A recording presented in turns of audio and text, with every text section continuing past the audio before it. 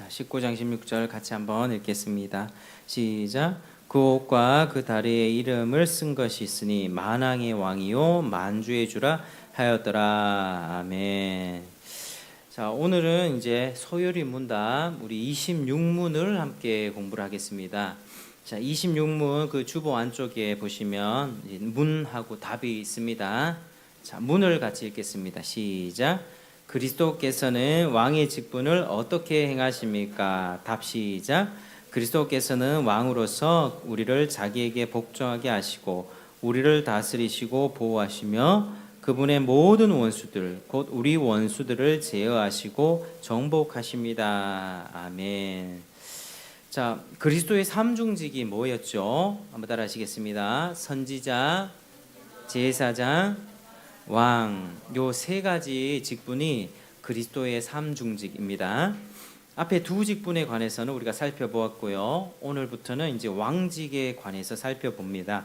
자, 오늘 본문에 보니까 그 옷과 그 다리에 이름 쓴 것이 있으니 만왕의 왕이요 만주의 주라 하였더라. 한번 따라 하시겠습니다. 예수님은 만왕의 왕이십니다.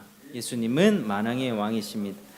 예수님은 만주의 주이십니다. 예수님은 만주의 주이십니다.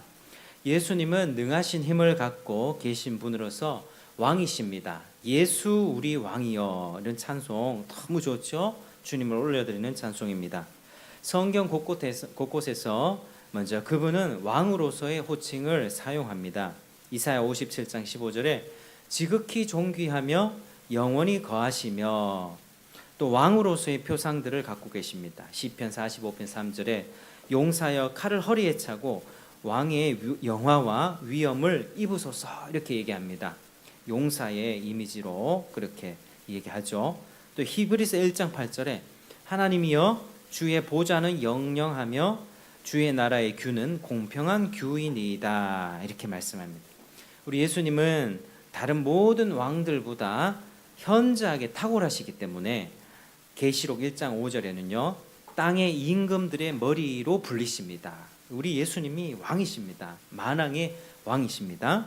성경 곳곳에서 예수님이 세상의 주인으로서 왕으로서 통치하신다고 그렇게 계시를 하고 있는 것입니다. 자, 그렇다면 그분이 어떻게 왕이 되었겠습니까?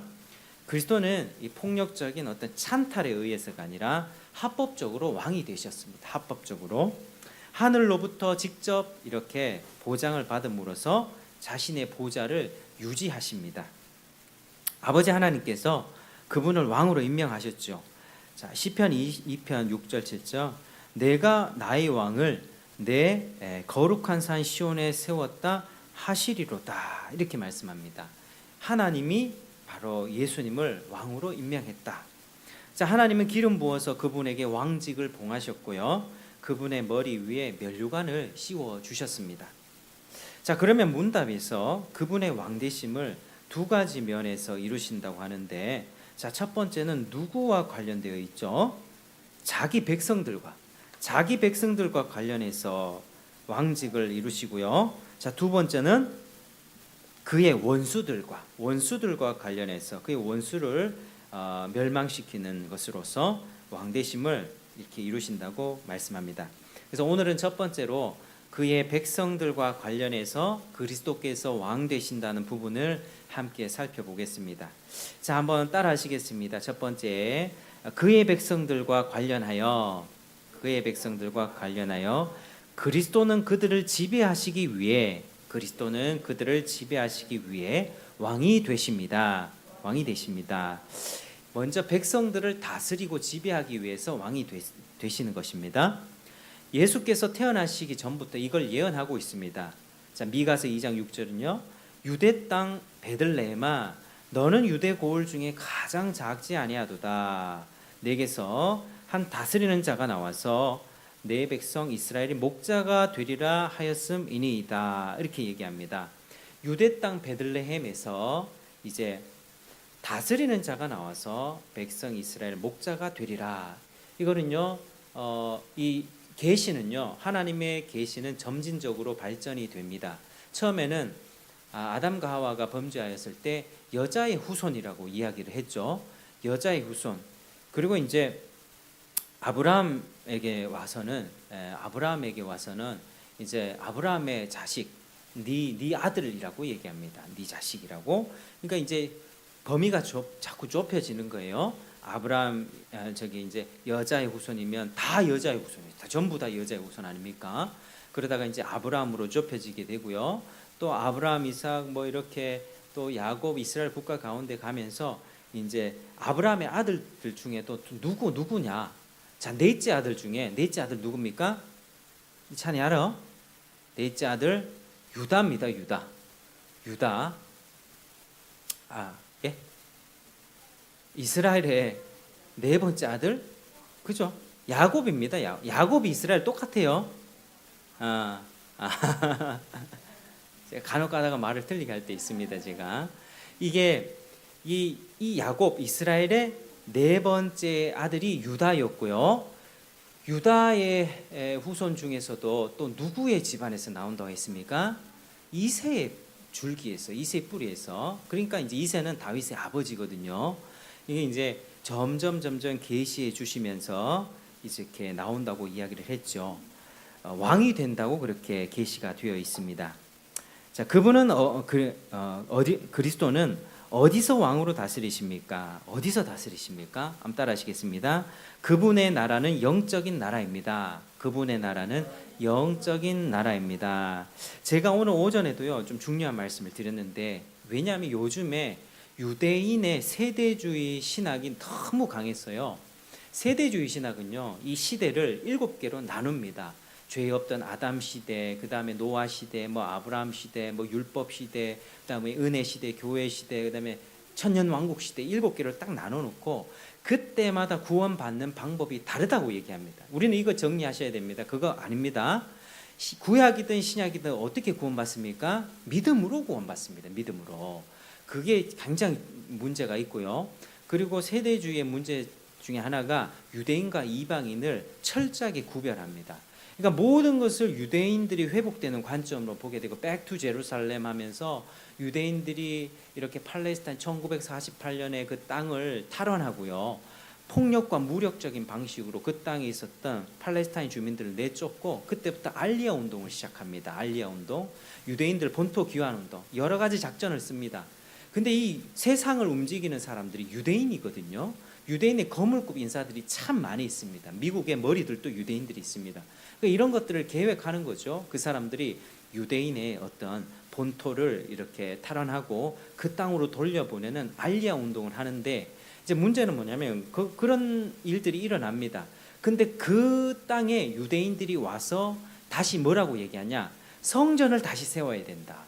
헤롯 성전, 이제 지금 통곡의 벽, 서쪽 벽만 남아 있는데 그 성전을 다시 재건해서 다시 제사 드려야 된다. 암송아지, 붉은 암송아지 데려와서 다시 제사를 드려야 되고 피의 제사를 드려야 된다. 그러니까 이건 뭡니까? 유대인의 회복이 성경적으로 되어 있습니다. 그런데 유대인의 육신적 혈통만을 너무 우월하게 생각한 나머지 이방인들이 믿음으로 받아 교회를 이룬 이 이방인들의 교회들에 대해서는 영적으로 하등 취급하는 것이죠. 그러니까 유대인도 믿음으로 구원받고요, 이방인도 믿음으로 구원받습니다. 그들이 돌아온다고 할 때는 유대인들, 그렇죠, 하나님의 섭리 가운데서 뭐 폭력을 쓰든 뭘 쓰든 그 땅이 이제 회복이 됐습니다. 그거는 이제 그 땅 가운데에서 우리가 봐야 될 건 뭡니까? 유대인들이 예수를 믿고 죽게 돌아오는 거 아닌가, 거기에 집중해야 되고요. 우리의 돈과 시간과 재정과 물질, 에너지도 유대인들을 위한 선교사들을 위해서 사용해야 됩니다. 유대인들의 교회가 확산되어지고 예수를 믿을 수 있도록 사역하는 자들을 위해 돈을 써야 되지, 유대인들을 회복시키기 위해서 그 땅에 본토로 돌려보내고, 지금 뭐 러시아에 있는 유대인, 어디 우크라이나에 유대인들 돌아오고 하는데 거기다 돈 갖다 바치고 시간 물질 갖다 바치고 성전 세워야 한다면서 성전 헌금 보내고, 이거 잘못됐다라고 하는 거죠. 대표적인 TV가 브래드 TV입니다. 이 브래드 TV는 저도 이렇게 뭐 가끔씩 이렇게 보면 이 지금 엔드 타임, The Age of End Time, 이게 마지막 시대에 대한 관점들이 많이 이렇게 하는데, 어빈 백스터라고 하는 사람도 나오고요. 지금 이 시대가 얼마나 종말로 흘러가고 있는지에 대해서 가르쳐주고 있는데, 제가 봤을 때 마지막 시대에 대한 통찰력은 꽤 괜찮은 부분들이 있습니다. 인공지능의 발달, 메타버스, 그리고 지금의 이 시대가 얼마나 종말로 가고 있는지를 그리고 어떤 세계 정부의 어떤 출현 이런 부분들에 대해서는 이것이 음모론이 아니라 이런 부분들은 진짜 있을 수 있구나 받아들일 수 있는 부분들이 있습니다. 그런데 10개 중에 한 3, 4개 정도 특히 유대인의 회복을 이야기할 때 유대인 우월주의에 빠져서 그 사람들을 위해서 헌신하고 막 그렇게 제사 드려야 된다고 삼성전 세워야 된다라고 얘기하는 것에는 우리가 동의를 할 수가 없는 것이죠.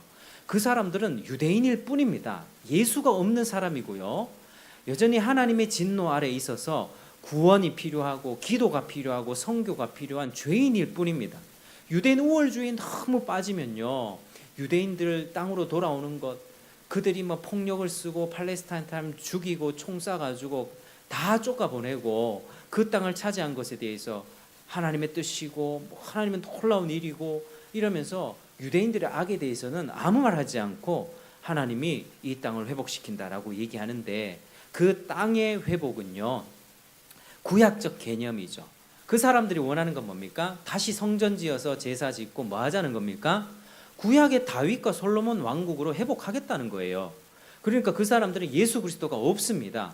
예수가 없고요, 그냥 구약의 하나님 자신들만 선택하셔가지고 자신들의 나라를 다윗과 솔로몬 시대에 강성하게 해준 그 하나님의 관점에 갇혀 있고 이렇게 낮아지고 고난받는 종으로 오신 예수를 보지 못하는 것이죠. 그게 그들의 맹점입니다.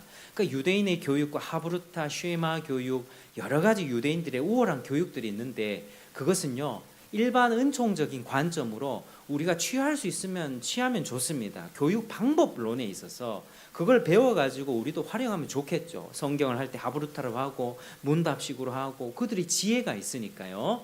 근데 유대인이 어떤 영적으로 우월하다고 여겨서 우리는 이방인의 교회는 하등 취급하고, 그러니까 그 사람들의 종말은 그렇습니다. 유대인의 회복이 종말의 타임인데, 징조인데 그걸 위해서 막 그렇게 돈과 시간, 물질, 에너지 쓴다는 것이죠.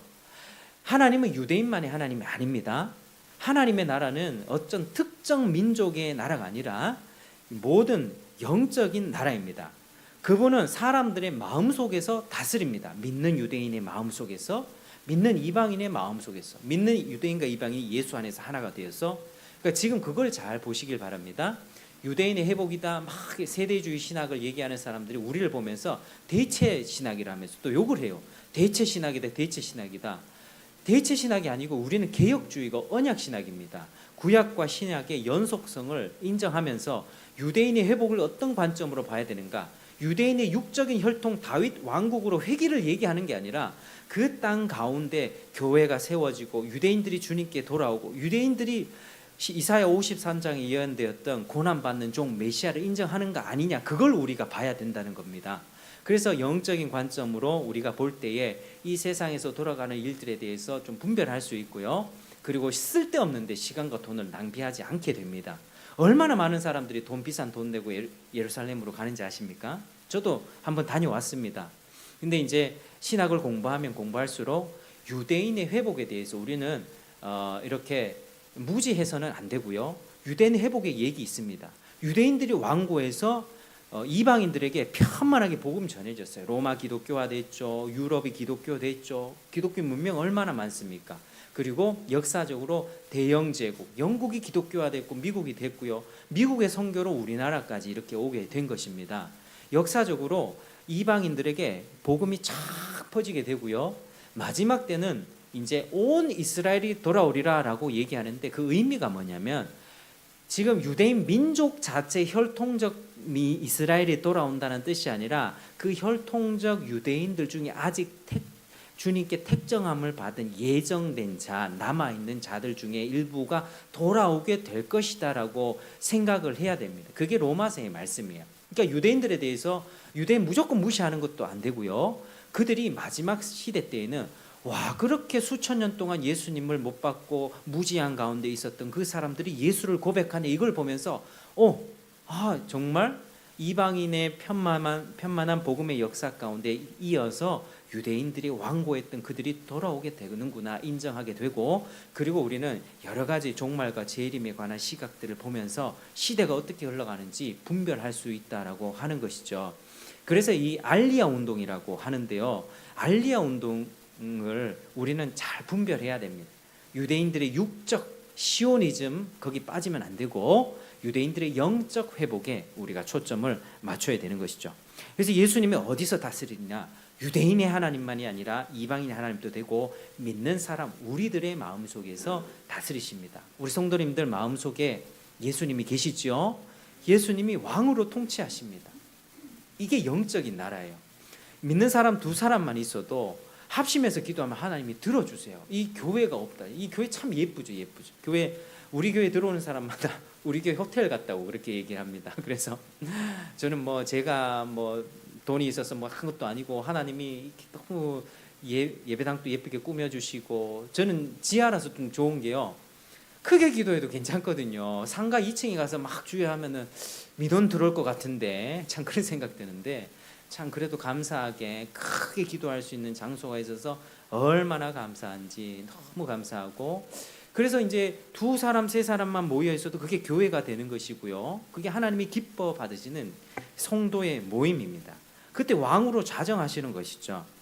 그분은 다른 세상적인 왕이 다스리지 못하는 곳에서 자신의 보좌를 딱 세우셔서 우리들의 마음 가운데 왕으로 자정하시고 우리들을 말씀과 성령으로 다스리십니다. 그분은 우리의 의지와 감정을 지배하세요. 그리고 그분의 권능은 우리의 양심을 장악해 버립니다. 그러니까 우리가 예수의 사람이라면 우리가 아무리 심한 죄를 짓고 자책감에 빠져서 나 같은 사람은 주님 사랑하지 않을 거야 라고 교회를 몇 년간 빠지면서 괴로워하는 그 인생도 예수께서 그 왕권으로 그 양심을 흔들어 버리시면 당장 하나님 죄송합니다. 잘못했습니다. 회개하게 됩니다. 그게 우리 예수님의 역사이시죠. 그분은 인간들의 욕망도 또한 제어하십니다. 미가 7장 19절에 다시 우리를 불쌍히 여기셔서 우리의 죄악을 발로 밟으시고 우리의 모든 죄를 깊은 바다에 던지시리이다. 아멘. 우리를 불쌍히 여겨주십니다. 그래서 우리가 죄가 아무리 많다 할지라도 발로 밟고 바다에 죄를 던져주신다. 이게 얼마나 은혜입니까? 요즘에 또 하나요. 유튜브를 이래 보면 미혹들이 너무 많아요. 미혹들이 뭐 목사들 중에 동성애 찬성하는 목사도 있고요. 이래 얘기해요. 난 목사인데 내 친구 중에 동성애자가 있고 성소수자가 있는데 그 사람들이 너무 고통을 받더라. 그래가지고 동성애는 죄라고 거기서 떠나라고 얘기를 못 하겠더라. 자기가 얘기를 못 하는 거지 하나님이 얘기 못 합니까? 진리를 가지고 기도하면서 틈을 보고 얘기해 줘야 되죠. 그거는 동성애자가 고통 왜 받는지 아십니까? 자기 죄의 대가예요. 자기 죄가예요. 자기가 죄를 지으니까 이 동성애에 대해서 오늘날은 괜찮다 웰컴 동성애 커밍아웃 합니다. 연예인들부터 커밍아웃 하죠. 그리고 트랜스젠더도 유튜버들 뭐 100만 유튜버들 막 있습니다. 그렇게 자꾸 나오니까요. 사람들이 자연스럽게 받아들이게 되고 아 트랜스젠더 내가 성을 바꿀 수 있구나. 아이들이 그렇게 생각하면 그래 그런 아이들이 그렇게 되면 필히 자살과 우울증으로 이렇게 인생 멸망하는 경우가 참 많이 있거든요.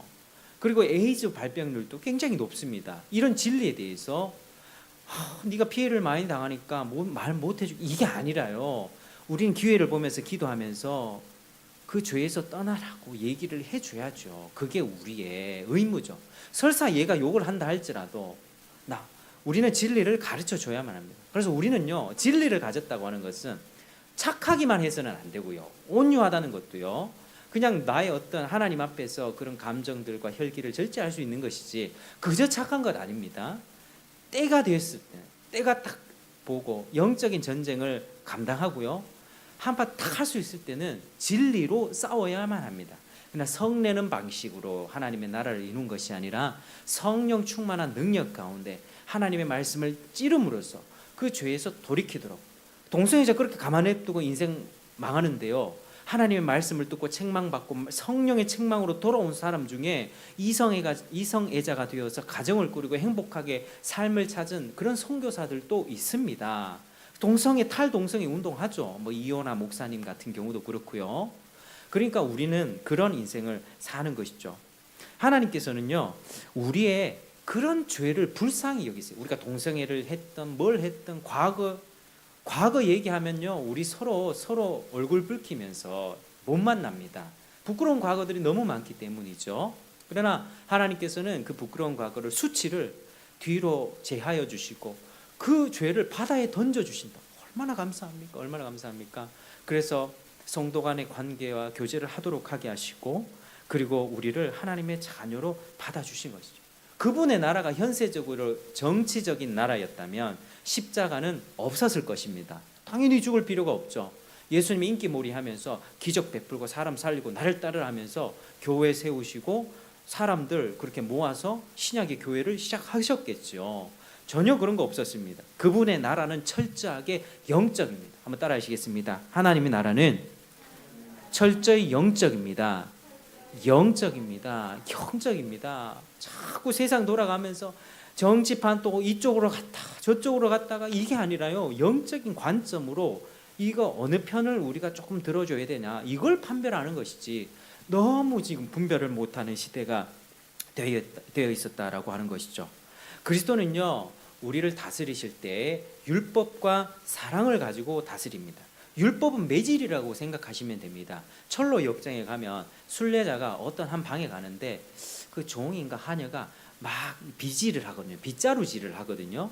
빗자루질 하면서 그 먼지가 나가지고 기침하면서 콜록콜록하고 견디질 못합니다.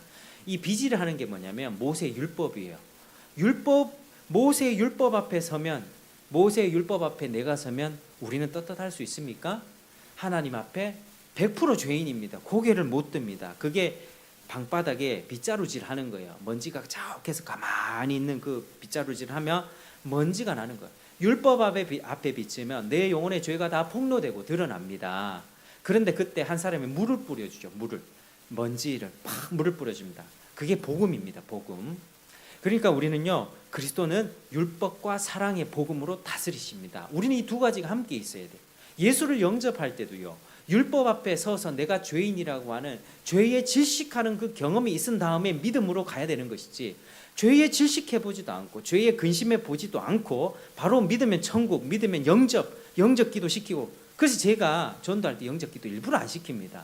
그 잘못 영접시켜 놨다가 그거 나중에 잘못될 것 같아 가지고 그러면서 이제 얘기를 하죠. 죄에 대한 근심하라고 죄에 대해서 진노가 있고 하나님의 지옥이 있다고 그런 얘기들을 좀 해주고 거기에 진지하게 오늘 밤 주무시기 전에 진지하게 고민해보고 정말 죽게 나올 그런 마음이 들면 이쪽으로 연락하시고 우리 교회에 오시라고 그렇게 얘기를 해줍니다.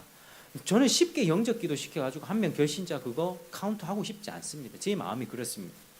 그리스도는 율법과 사랑으로 다스리시고요. 율법을 통해서 지배하시고 우리 죄를 드러내시고 그리고 통치하십니다. 그리고 사랑의 은혜, 믿음의 법으로서의 복음을 제시하셔서 주 예수를 믿으라. 자기 죄를 인정하면서 하나님의 공의 앞에 벌벌 떠는 자들을 주님은 구원하시기를 기뻐하십니다. 자기 죄에 대한 자각도 없이 난 믿으면 구원 받잖아요. 그럼 나중에 믿을게요. 죽기 전에 믿을게요. 자기 남아있는 삶 동안에 탐욕과 죄악과 정욕과 자기 하고 싶은 대로 다 하면서 살고 싶은 죄 버리고 싶은 마음은 하나도 없는데 그 사람에게 뭘 예수를 영접시킵니까? 그러니까 우리는 이런 부분에 잘 알아야 되는 것이죠. 많은 사람들이 그리스도께서 자기들을 위해 변호하시는 대언자가 되신다는 것은 인정합니다. 그런데 자기들을 지배하는 왕이 된다는 사실은 인정하지 못하고 있습니다. 예수는 우리를 죄로부터 구원해 주시고 하나님과 우리 관계를 이어주는 대언자, 변호사의 역할을 하십니다. 그러면서 우리를 왕으로 통치하신다고요. 율법과 복음으로. 그래서 우리는 이 두 가지를 균형 있게 잘 알아야만 되고요. 우리의 신앙이 바르기 위해서는 주대심, 로드십, 왕대심까지 나아가야만 되는 것입니다. 그래야만 구원받고 자유롭게 죄를 쉽게 짓는 삶이 아니라 끊임없이 내 모든 삶의 영역에서 모든 율법에 순종하는 방향으로 나아갈 수 있습니다. 왕대심을 인정한다는 건 그것입니다. 우리가 왕대심 인정하지 않고 내가 받은 구원에만 치중하면 나 구원받았으니 천국 간다 감사합니다. 은혜는 있겠죠. 그런데 어떤 부분 내가 전도는 열심히 하고 기도는 열심히 하고 하나님 나 이런 부분에 열심히 합니다. 그런데 우리가 내면을 보면 절대 안 되는 부분이 있거든요. 세상 끝날까지 주님 만날 때까지 깎이고 해야 되는 그 부분이 있어요. 그거는 경시하게 돼요. 왕 대신 주님을 인정하지 않으면 하나님 나 기도하니까 잘하죠. 나 이 정도 지켰으니까 잘했죠. 나 전도 이만큼 했으니까 잘했죠. 교회 봉사에서 이만큼 했으니까 잘했죠. 그런데 그 뒤편에 어두컴컴한 한편에 그 영역들에 대해서는 이 부분은 주님, 그 부분에 나는 인정하기 싫어요. 여전히 내가 내 생각을 가지고 그걸 무시하며 산다. 내 습관과 과거 이해자 하는 그 부분에서 여전히 살아 움직이는 거예요. 뱀처럼 또아리를 딱 치고 있다가 기회가 되면 탁탁 쏘아서 올라오는데 그 부분을 해결하지 않고 내가 다른 부분에서 하나님 나 의롭죠 라고 인정받으려고 하는 그런 신앙의 반쪽짜리 신앙이 되는 것입니다. 주대신까지 나아가는 여러분 되시길 축복합니다. 내가 잘 안 되는 부분 기도하셔야 됩니다. 끝까지 기도하시고요. 내 삶의 영역에서 어떤 부분입니까? 물질입니까? 인간관계입니까? 자기 관리입니까? 뭐 사람 간의 뭐 원한 관계입니까? 어떤 부분에서 안 되면 하나님의 섭리 속에서 그거를 깎으시려고 드러내시고 훈련시키려고 하시는 건데 다른 부분으로 포장하지 마시고 하나님 앞에 내 그런 더럽고 수치스러웠던 부분을 해결하면서 왕되심을 인정하는 여러분 되시길 축복합니다. 자, 그래서 그분은 율법과 사랑으로 다스리시는데 자비와 인자로 충만한 왕이시죠. 그분은 이제 은혜를 더하시는 분이십니다. 모세 율법 위에 예수 그리스도의 복음으로 덮어버리시는 분이십니다.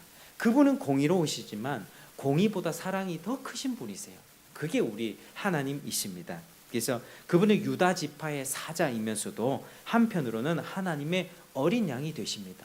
사자면서도요 어린 양이 되신다. 저 얼마나 감사합니까?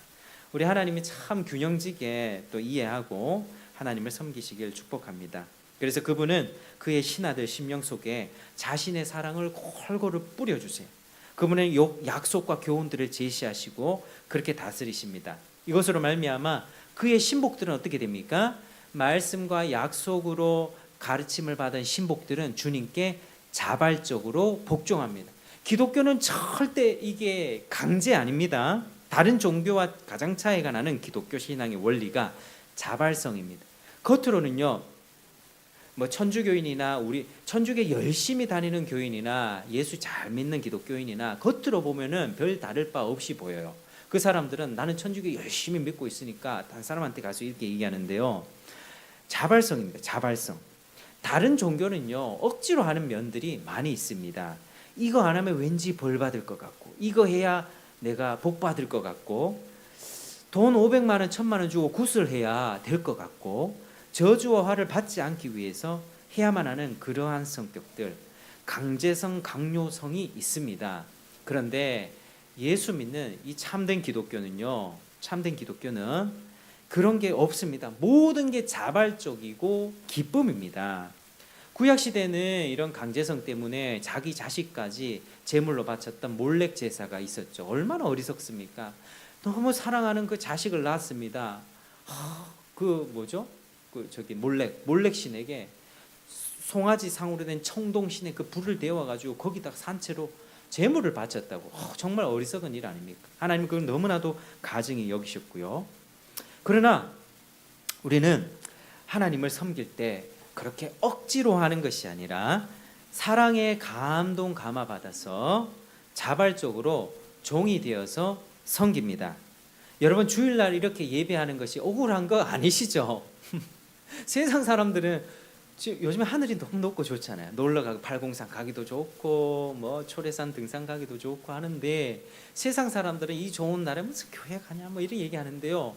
우리가 무슨 억지로 옵니까? 우리 자발적으로 주님을 사랑해서 주일 성수하며 예배하기 위해서 자신의 삶을 절제하고 또 살아가는 그것은 주님을 기쁘시게 하기 위한 노력으로 그렇게 하는 것입니다. 하기 싫은데 억지로 하는 것 있습니까? 하기 싫은데 억지로 하는 거 있습니까? 그거는 신앙이요 아직 조금 초보 단계에 머물러 있거나 아니면 아직 신앙 세계에 시작하지 않은 것입니다. 정말 그렇습니다. 우리 안에는 영적인 비밀과 원리가 있죠. 내 안에 주님의 성령의 역사로 거듭나고 은혜를 받고 주님을 섬기는 데 있어서 주님을 높여드리는 이러한 어떤 삶의 헌신들, 모든 것이 다 은혜다. 감사합니다. 교회에 와서 개척한 것도 은혜고 뭐 여러 가지 뭐 바쁘지만 이렇게 사는 것도 은혜고 밖에 가서 전도하는 것도 은혜고 전도하다가 욕먹는 것도 은혜고 다 은혜입니다. 감사해서 하는 거예요. 감사해서. 누가 시켜서 이거 해라 저거 해라 해가지고 안 하면 너 큰일 난다 벌 받는다 이거 아닙니다. 근데 믿음의 비밀을 모르는 사람들은 그렇게 얘기를 해요. 그렇게 믿음의 비밀, 집사의 자격 중에 믿음의 비밀이 있는 사람이라는 그 부분이 있습니다. 거듭나서 내가 하나님과 교제하면서 하나님의 말씀과 성령 가운데 지배받고 그렇게 하는 믿음의 비밀들, 영적인 은혜의 원리들 마음속에 없다면 신앙 그거 가짜 신앙일 수 있습니다. 그래서 그걸 잘 되돌아봐야 된다는 것이죠. 한 번도 자발적으로 그리스도를 사랑하는 마음으로 헌신해 본 적이 없다면 교회를 10년 다녔다 할지라도 그 사람 거듭나지 않고 형식적인 바리새인 위선자일 뿐입니다. 교회에서 주일 성수해야 된다, 우리 기도합시다, 또 우리 전도합시다 하면 모든 걸 다 그냥 억지로 하기 싫은데 억지로 믿음의 비밀이 없죠. 아무리 외형적으로 화려해도 그 사람은 지옥 갑니다. 이거 100% 확실합니다. 이게 참 안타까운 일이죠.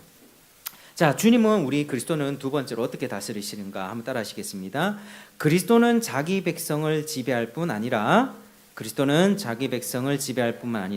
지키시는 왕이십니다. 지키시는 왕이십니다. 그리스도는요, 늑대의 공격을 막아내서 양들을 지켜주십니다. 선한 목자, 자기 목숨을 내어놓으면서까지 양들을 지키십니다. 그러므로 악한 자의 세력이 너무 강하고 또 교회보다 능력이 탁월하다 할지라도 그럼에도 불구하고 교회를 집어삼키지 못하는 것도 이 하나의 이적이죠. 기독교 역사 가운데 그 심했던 무슬림들, 공산주의 국가들, 여러 가지 불교의 탄압들, 근데요 기독교 생명력은 절대로 꺼지지가 않거든요. 그 불이 꺼지지가 않습니다. 주님이 지키시고 있기 때문이에요. 그 사람들은요 자기 목숨을 내놓을지언정 나 신앙 버리겠습니다 이렇게 하지 않습니다. 그 사람들은 자기 목숨에 칼이 들어와도요 나 끝까지 주님 섬기겠습니다. 눈이 멀어도 복음 전하러 가고요, 내가 두드려 맞아서 허리가 다쳐도 예수님을 섬깁니다. 어떻게 그렇게 되죠? 근데 참 놀랍습니다. 기독교의 생명력, 주님이 왕으로서 다스림과 동시에 지켜주고 있기 때문에 사탄의 공격으로부터 막아주고 있기 때문에 우리가 지금까지 살고 있는 것입니다. 그래서 우리 주님은 절대로 졸거나 주무시지 않고 교회를 지키시기 위해 감시하고 계십니다. 이사야 27장 33절, 그날에 너희는 아름다운 포도원을 두고 노래 부를지어다. 나 여호와는 포도원 지기가 됨이며 때때로 물을 주며 밤낮으로 간수하여 아무든지 상해하지 못하게 하리로다. 포도나무, 무화과나무, 이스라엘 백성들 뜻한다고 했죠. 포도원 지기가 되신다고 합니다. 여호와 하나님께서 포도원 지기가 되어서 포도나무를 지켜주시고 여우로부터 짐승으로부터 열매 따먹지 못하게 지켜주시고 물 주고 그렇게 가지 쳐주면서 열매를 무럭무럭 맺게 하시는, 밤낮으로 간수하여 아무도 상해하지 못하게 우리 주님께서 이렇게 지키십니다. 정말 감사하죠. 출애굽기 19장 4절에 그는 어떻게 지키십니까? 독수리가 그 날개를 아름같이 새끼를 업음과 같이 그 교회를 업어 나르실 것이다 이렇게 말씀합니다. 바람과 폭풍이 몰아쳐도 교회를 파도에 휩싸이게 할지라도 우리는 절대로 무너지지 않을 것입니다. 절대. 교회 건물은 무너질 수 있어도 우리의 믿음과 신앙은 절대 무너지지 않습니다. 왜냐하면 그리스도께서 우리 안에 거하시고 있기 때문입니다. 이걸 기억하시길 바랍니다. 앞으로 이제 종말과 재림의 시기가 가까이 오면 여러 가지 환난들과 어려움들이 닥칠 텐데 제가 저 책을요, 이 마지막 시대에 관련된 책을 누구에게 이제 선물을 해드리니까 그분들 중에 누군가는 굉장한 두려움에 빠지기 시작했습니다. 예수님 다시 오시면, 환난이 오면 어떡하지? 대환난이 오면 나는 그때 어떻게 견디지? 이런 생각이, 두려움에 사로잡히는데요. 사실은 그렇게 될 수도 있어요. 왜냐하면 우리가 연약하니까. 그렇지만 우리는 예수님의 재림이 두려움이 아니라 밝고 행복한 종말이라는 것을 기억해야 합니다. 예수님 오셔야죠. 이 지긋지긋한 싸움이 끝나요. 이 지긋지긋한 부부싸움, 지긋지긋한 부모 자식 간의 다툼, 이 지긋지긋한 국가의 정치의 혼란들, 이 지긋지긋한 갈등들, 사기, 이런 것들이요 예수님 오셔야 끝난다니까요. 근데 예수님이 환난 가운데 지켜주십니다. 분명하게 지켜주십니다. 그걸 기억하십시오. 10가지 재앙이 그 애굽에 내렸죠. 근데 하나님이 10가지 재앙 가운데 그 이스라엘 백성들은 고센 땅에서 다 지켜주셨어. 다 지켜주셨어. 그 영역은. 그러니까 마지막 대환란이 내려오면 우리 믿는 자들에게도 어려움이 있겠지요. 그리고 우리는 환란이고 환란을 통과하게 됩니다. 주님의 보호하심을 받고. 그런데 믿지 않는 사람들은 뭐가 되죠? 그 사람들은 환란이 아니라 재앙입니다. 재앙. 그러니까 7재앙이라고 얘기하죠. 인나팔 대접 재앙이다 이렇게 표현합니다. 그 사람들은 아무리 그렇게 그렇게 큰 어려움을 당했다 할지라도 하늘의 하나님을 욕하면서 절대 하나님 안 섬깁니다. 우리와 그들의 차이, 우리는 날개로, 독수리 날개로 우리를 지켜주시고 환란이 온다 할지라도 우리를 보호하시며, 그러나 그 중에 순교자의 제물로 사용하시는 그런 믿음의 용사들은 있을 거예요. 분명히 그렇게 말씀하고 있으니까요. 그러나 많은 사람들은 하나님이 지켜보호하시고 이렇게 하시다가 결국에는 예수님의 재림으로 이 땅을 새롭게 열어가시는 것이죠. 여러분은 재림이 왜 오시는지 아십니까? 재림은요, 기도 응답으로 옵니다. 마지막 시대에 뭐든지 하나님은 기도 응답으로 하시거든요. 포로 생활 70년 귀환할 때도 다니엘이 기도했습니다. 하나님, 우리 죄를 용서해 주십시오. 대표적으로 다니엘, 신실한 주의 백성들 다니엘 말고도 기도했을 것입니다. 대표적으로 기록이 되어 있는데 하나님 때가 된 것 같습니다. 예레미야의 성경책을 보니 예레미야가 예언한 70년이 지나가고 있습니다. 때가 온 것 같습니다. 회복시켜 주십시오. 여기서 주여 삼창이 나옵니다. 주여 도우소서, 주여 깨우소서, 주여 돌이키소서, 주여 삼창이 여기서 나오죠. 그러면서 그 기도에 대한 응답으로서 포로 회복이 됩니다. 그리고요, 재림도 마찬가지예요. 너무 환난 중에 어려우니까 주여, 우리 중에 우리 성도가, 우리 형제가 핍박당하여 순교한 사람도 있고 피를 흘립니다. 주여, 이 악인들의 피를 주님 갚아주지 않으시겠습니까? 원한 갚아주지 않으시겠습니까? 우리 하나님 나라 속히 하나님 뵙길 원합니다 라고 하는 성도들의 기도가 뜨거워지는 거예요. 마지막 시대가 되면 많은 가짜 신자들은 흩어질 거지만 참된 신자들은 기도가 뜨거워져요. 뜨거운 기도가 일어나고 되면서 환란을 통과할 믿음 허락하여 주십시오. 주님, 이제 이 땅 가운데 악인들을 심판해 주십시오 라고 하는 기도에 대한 응답으로서 주님이 재림하시는 것입니다. 이게 우리에게 주어진 가장 큰 축복입니다. 그래서 우리 주님은 그러한 기도의 응답으로 그분의 때에 임하게 되실 것이고요, 자신의 왕권을 그때 완전히 드러내십니다. 예전에는 아기 예수로 오셨죠. 연약한 아기 예수. 그때는 백마탄 왕으로 오십니다. 백마탄 왕으로 오셔서 세상 모든 사람들이 통곡하게 될 거예요. 믿지 않는 자들은 통곡하고, 지킴받고 보호받은 우리는 할렐루야 마라나타 주님, 이제는 주님을 뵙겠습니다. 그때 살아있는 신자들은 휴거되어서 올라가는 것이죠. 환난 전에 휴거돼서 올라가는 것 없습니다. 그것도 잘 분별하셔야만 합니다. 나중에 이제 설교 때 하나하나씩 또 풀어드리겠습니다. 자, 그분은요 그렇게 왕권을 드러내십니다. 자, 마지막 세 번째 그리스도는 그의 백성에게 상급을 주시는 왕입니다. 시작. 그리스도는 그의 백성에게 상급을 주시는 왕입니다. 이 왕을 섬길 때요 손해가 없어요. 우리는 상을 받습니다. 현세에서 신하들에게 상급 주시고 내면적으로는 평강과 기쁨을 주십니다. 디모데전서 4장 8절에 경건은 금생의 약속이 있다. 계시록 2장 10절에 내가 생명의 면류관을 내게 주리라 말씀합니다. 여러분, 예수님은 우리에게 상을 베풀어 주시는 분이십니다. 우리가 희생하고 대가 지불하고 신앙생활하면서 참고 인내하고 눈물 흘렸던 눈물 다 닦아주시고요, 면류관으로 갚아주십니다. 우리의 헌신된 삶을 그냥 무심하게 지나치지 않습니다. 우리는 그런 영광의 상을 위해서 오늘 하루도 달려가는 것이죠. 자, 말씀 맺겠습니다. 우리 성도님들, 우리가 예수님을 왕으로 섬긴다는 것, 그분의 통치와 보살핌을 받으며 살아간다는 것이 얼마나 감사합니까? 정말 감사합니다. 내가 어려운 일 생기고 몸에 질병이 들고 스트레스 받고 우울증이 생기고 마음에 힘든 일이 있다 할지라도 우리 그럴 수 있습니다. 그러나 그때마다 우리를 다스리시고 지키시고 보호하시고 그리고 상급을 주시는 왕 대신 하나님을 반드시 기억하시면서 하루하루 인내하시기를 축복합니다. 진심으로 감사하시기를 축복합니다. 어떤 어려움과 역경 속에서도 왕 대신 주님을 끝까지 신뢰하는 여러분 되기를 주의 이름으로 축복합니다. 기도하겠습니다. 하나님 감사합니다. 오늘 말씀을 통해서 예수 그리스도의 그런 왕권, 그 왕권이 우리 백성들에게 어떻게 임하게 되는가? 그분은 우리를 다스리시고 지배하시고 율법과 사랑으로 다스리시며 또 지키고 보호하시며 또 결국에는 그 결과로서 우리에게 상급을 베풀어 주신다는 것을 배웠습니다. 주님, 주님의 왕되심을 기억하면서 주님을 높여드리기 원합니다. 감사하기 원합니다. 주님만 의지하기 원합니다. 하나님 감사합니다. 예수님 이름으로 기도합니다.